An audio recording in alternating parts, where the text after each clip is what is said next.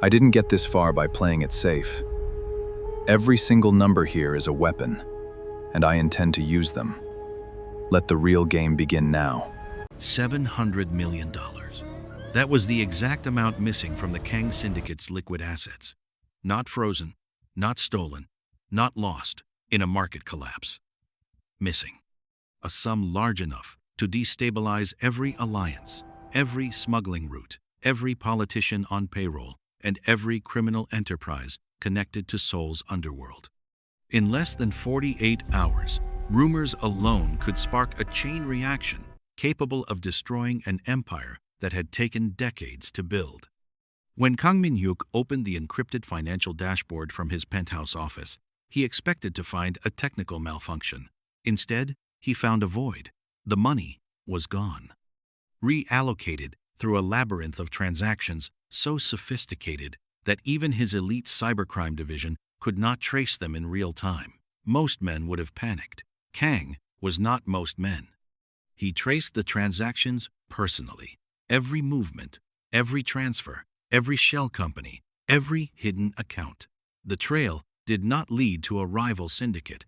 It did not lead to a corrupt banker. It did not lead to an intelligence agency. It led downstairs, deep into the basement administrative division of his own headquarters. It led to a desk occupied by Seo-yeon.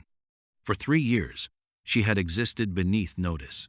She processed invoices, managed expense reports, reconciled shipping manifests. Nobody feared her. Nobody respected her. Nobody watched her.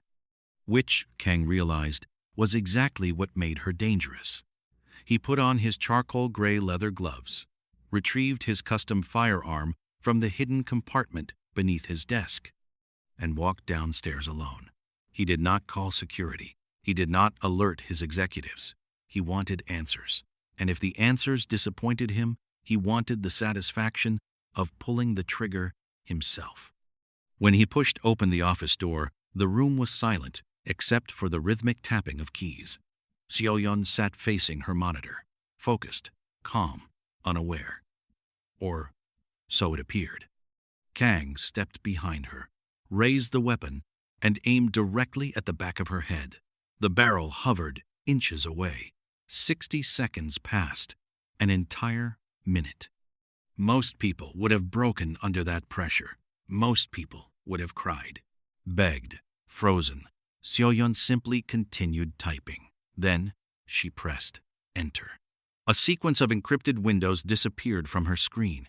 She slowly turned her chair. Her expression never changed.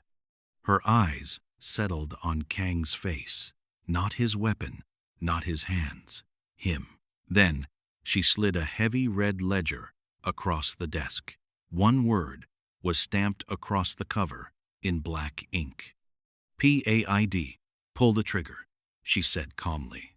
Every shell account you own disappears before your bodyguards reach this room. Your empire files for bankruptcy before sunrise. For the first time in years, Kang hesitated. Not because he doubted her, because he believed her completely. Seo-yeon opened the ledger. Page after page of financial records appeared. Routing numbers, offshore structures, hidden assets. Internal theft reports. The deeper Kang looked, the worse it became. His own organization had been bleeding him for years, not through major robberies, through thousands of tiny cuts, phantom vendors, fake maintenance contracts, inflated transportation costs. The thefts were so small individually that nobody noticed them. Together, they totaled hundreds of millions. 3 of your lieutenants built the system, Seo-yeon explained. I discovered it 18 months ago. Kang narrowed his eyes. Then why didn't you report it? Because reporting it would have solved the wrong problem. She tapped another key. 3 faces appeared on the monitor. 3 of Kang's most trusted executives. Men who had fought beside him for years, men he would have trusted with his life. I wanted to know how deep the corruption went. Kang felt something unfamiliar. Embarrassment. Not because he had been robbed, because she had uncovered the truth before he did. You moved the money, I intercepted the money, without permission. Permission would have slowed me down. She wasn't apologizing. She wasn't negotiating. She was presenting facts. That irritated him more than fear ever could. Then she revealed the second screen. This time, Kang's expression changed completely. The stolen funds were not sitting idle. They had been invested, leveraged, repositioned, hidden within dozens of offshore entities. The total value had increased dramatically. She had turned the theft into a weapon.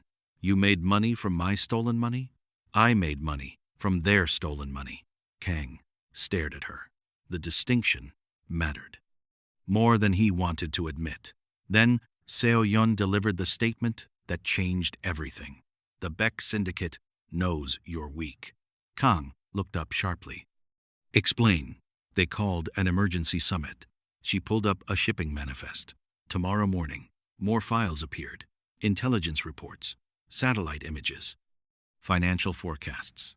They believe your cash reserves collapsed. They're preparing to absorb your shipping routes. Kang's jaw tightened. The Beck Syndicate had spent years trying to challenge him. Now they smelled blood. What do you suggest? A small smile appeared on Seo-yeon's face, the first sign of emotion he had seen. She reached into a drawer and removed a red flash drive. I suggest we bankrupt them first. The following morning, the shipping docks were packed with armed guards. Executives, smugglers, mercenaries. The Beck Syndicate had arrived expecting victory. Kang arrived with Seo-yeon, nothing else. No army, no visible show of force, just confidence. The rival boss greeted Kang with a smirk. A contract sat waiting on the table. Sign, the rival leader said, and your organization survives. Seo-yeon stepped forward before Kang could respond. She placed the red flash drive on the table. Your math is wrong. The rival boss laughed. Then his phone vibrated. Another alert followed. Then another. Then another. The smile disappeared. Seo-yeon remained calm. While you were planning this meeting, I executed a margin call on your primary holding company. Silence. Your shipping insurer just withdrew coverage. More silence. Your debt was sold 3 hours ago. The rival boss checked his screen again. His hands started shaking. Your foreign investors are liquidating positions as we speak. The room transformed. Fear spread through the Beck delegation. They weren't facing guns. They were facing extinction. 15 minutes later, the rival boss signed away every major shipping route under his control. The war ended without a single shot fired. As they returned to headquarters, Kang found himself studying Seo-yeon differently. She wasn't an employee anymore. She wasn't even an advisor. She was something far more dangerous. She was becoming indispensable. That realization bothered him, because dependence had always been his greatest weakness. Back at headquarters, the celebration never happened. Seo-yeon was already working. Screens illuminated the war room, transaction histories, surveillance reports, intelligence files, patterns emerged, hidden connections surfaced. Then she found something that made her stop typing. Kang immediately noticed. What is it? What? She enlarged a file. There's a 4th lieutenant. Kang frowned. What 4th lieutenant? The one who isn't stealing. That answer confused him more than any accusation. 3 traitors made sense. A loyal executive should have been good news. Yet Seo-yeon's expression remained troubled. She displayed the financial records. Every lieutenant who participated in the theft left evidence. Hidden transfers, offshore structures, secret meetings. But one executive remained completely clean, too clean. No unexplained transactions, no suspicious behavior, no irregular communications, nothing. Why is that a problem? Kang asked. Seo-yeon leaned back. Because nobody is that clean. The 4th lieutenant's name was Daniel Cho. Unlike the others, he never sought attention, never competed for power, never challenged authority. Yet somehow he survived every internal purge, every external conflict, every leadership transition. He had spent 12 years inside the organization without making a single mistake. Seo Yun stared at his file. Her instincts told her something was wrong, but the evidence refused to cooperate. Kang disagreed. 2. Daniel saved my life twice. That doesn't clear him. He fought beside me when I had nothing. That doesn't clear him either. Kang folded his arms. You think everyone is hiding something. Everyone is hiding something. Hours passed. The debate continued. Neither side moved. Finally, Seo Yun opened a classified communications archive. Most files contained ordinary reports. Then she found one message, sent 6 months earlier. A single sentence. No sender. No recipient. No identifying data. Just a message buried inside encrypted traffic. The sentence made the room go silent. The board is almost set. The architect is nearly in position. Kang read it twice. What does it mean? Seo Yun didn't answer immediately, because, for the first time since this began, she wasn't sure. She looked at Daniel Cho's profile again, then at the message, then at the map of global transactions displayed across the wall. A feeling settled into her stomach. Not fear, something worse. Recognition. Somewhere beyond Seoul, beyond the syndicates, beyond the wars and financial games, another player was moving pieces across the board. Someone patient, someone invisible. End quote. Someone who seemed to know exactly where she was standing. And for the first time in years, Seo Yun felt the uncomfortable sensation that she might not be the smartest person in the room anymore. The first anomaly did not arrive as a conversation. It arrived as a collapse.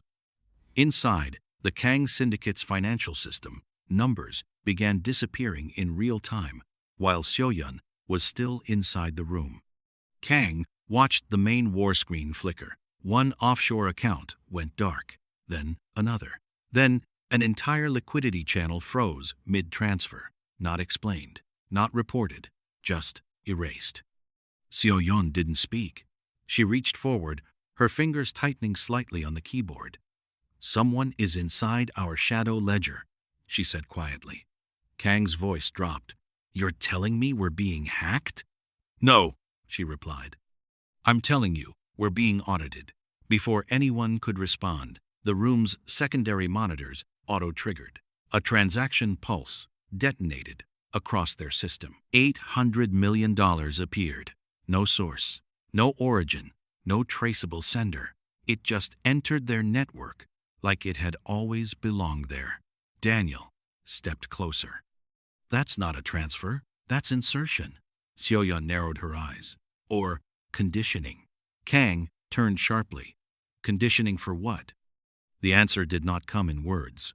It came in impact. Every shipping contract in Southeast Asia briefly restructured itself. Rates changed. Ownership percentages shifted. Entire routes reallocated. End quote. Then reverted, as if someone was testing reality itself. Seo Yun froze for half a second longer than usual. That was the only warning she gave. This isn't a syndicate, she said finally. Kang frowned. Then what is it? She didn't answer. Because the system answered for her. A single encrypted signal bypassed every firewall they had. No intrusion alert, no breach log. Just a message appearing directly on her private terminal. But we are not testing your systems. We are testing you. Bye. The room went silent. Daniel exhaled slowly. That's not a hacker. Kang's expression hardened. Then what is it? Daniel looked at Seo Yun instead of him. A recruiter. The word changed the temperature of the room. Seo Yun immediately locked the system. Too late, because something had already responded. All external monitors went black. Then restarted, not with their interface, with a different one. A world map appeared, but it was wrong, not geographically, structurally. Entire economies were highlighted as single connected organisms, not countries, not corporations, but systems. End quote. Then the message changed. Subject confirmed. Seo Yan status. Active readiness. Unknown Kang stepped forward. Who authorized this? No one answered, because the system did not belong to them anymore. A new file opened automatically. Inside it was a live feed, not recorded, live. A financial institution in Zurich, collapsing in real time. Then a shipping conglomerate in Singapore. Then a sovereign fund in the Middle East. Not random, not chaotic, coordinated. Seo-yeon whispered, "This isn't destruction." Daniel nodded slowly. "It's alignment." Kang turned sharply. "Alignment? With what?" The answer arrived through interruption. The entire building's power flickered for exactly 1 second. And in that second, every encrypted screen inside the room displayed a single face. Marcus Vale. No introduction, no explanation, just presence. Then everything returned to normal. Silence followed. But it was no longer the same silence. Seo-yeon stared at the screen, not confused, not shocked, recognizing. Kang noticed immediately. "You know him." She didn't answer. Which was the answer? Daniel stepped back slightly. That wasn't an appearance. That was access. Then the final message appeared. "You have been operating under observation for 2,918 days. Welcome back, Seo-yeon." Kang turned slowly toward her. "Back?" Seo-yeon's voice was barely audible. "I don't remember being gone." That was the first lie she had told since this began. And everyone in the room knew it. The meeting with Evelyn Hart did not begin with explanation. It began with failure. The moment Seo-yeon entered the Hong Kong conference room, every external financial system she had ever controlled went temporarily offline, not hacked, suspended, as if the world had paused her access rights. Evelyn Hart stood near the glass wall, watching the harbor lights. "You built impressive systems," she said calmly. Then she turned. "But systems are only real when we allow them to be." Seo-yeon didn't sit. Kang didn't either. Daniel stayed near the exit. Evelyn noticed all of it. "You're still operating like independent actors," she said softly. "That will change soon." Kang stepped forward. "You don't summon people like us without consequences." Evelyn smiled slightly. "I didn't summon you." She tapped a small device on the table. The entire Hong Kong financial exchange briefly froze, then resumed. "No," she continued. "I demonstrated that I can." Seo-yeon's eyes narrowed. "You didn't invite us. You extracted us." Evelyn nodded. "Correct." Then the room changed again. Not physically, structurally. Every screen inside the building activated. But this time, there were no charts. Only one live feed. The Kang Syndicate headquarters. Empty. Not attacked, not destroyed, just paused. Time-stamped systems frozen mid-operation. Kang's expression tightened. "You're inside my network." Evelyn shook her head. "I'm not inside it." A pause. "I own the protocol that defines what inside means." The words should have sounded arrogant, but the evidence was visible. Then she looked directly at Seo-yeon. "You were never meant to build alone." Seo-yeon stepped forward. "Then what was I meant to do?" Evelyn answered without hesitation. "Find him." A second file opened.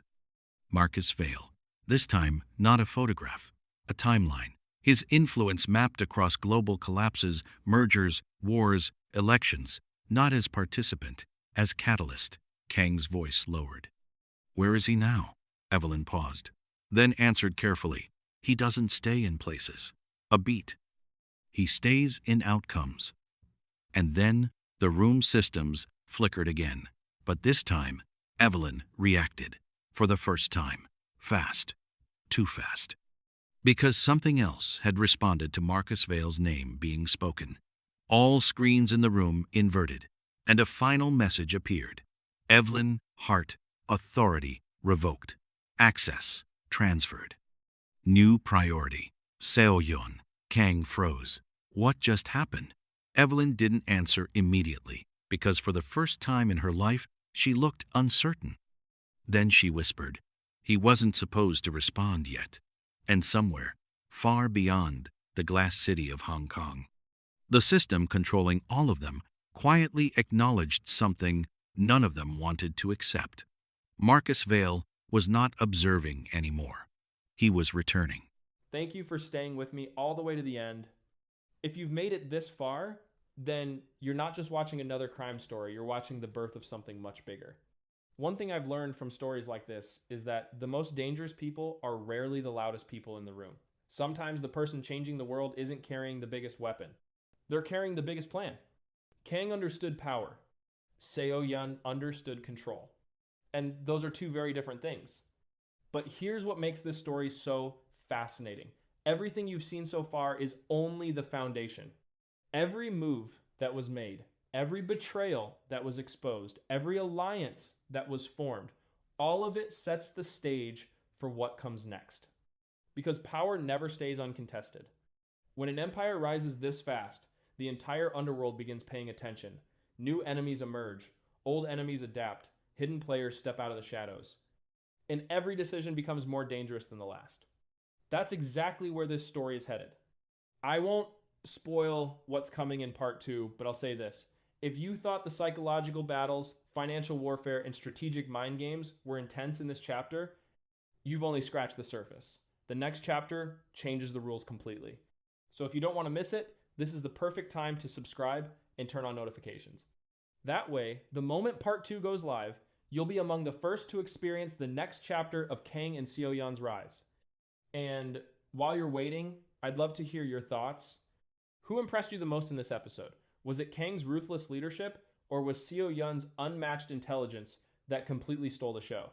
Leave your answer in the comments. I read them all, and your theories might even inspire future stories on this channel. Thank you once again for watching, for supporting the channel, and for being part of this growing community of cinematic storytelling.